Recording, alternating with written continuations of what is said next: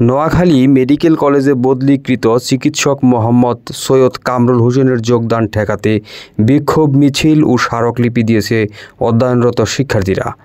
Medical কলেজের অধ্যক্ষের কাছে দেওয়া লিখিত স্মারকলিপিতে শিক্ষার্থীরা উল্লেখ করেন, গত 7 সেপ্টেম্বর 2024 শিক্ষার্থীদের গণ আন্দোলনের মুখে ডাক্তার মোহাম্মদ সৈয়দ কামরুল হোসেনকে 23 সেপ্টেম্বর 2024 অত্র কলেজ হতে বদলি করতে বাধ্য হয় প্রশাসন।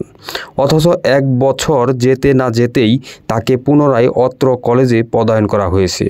তিনি আওয়ামী সমর্থিত স্বাধীনতা চিকিৎসক পরিষদের একজন সক্রিয় নেতা। একই সাথে জুলাই যোদ্ধাদের বিরুদ্ধে সরাসরি অবস্থান গ্রহণ করেন বলে শিক্ষার্থীদের অভিযোগ। তিনি যেন এই কলেজে যোগদান করতে না পারেন, এজন্য বিক্ষোভ মিছিল শেষে শিক্ষার্থীরা একটি স্মারকলিপি প্রদান করেন।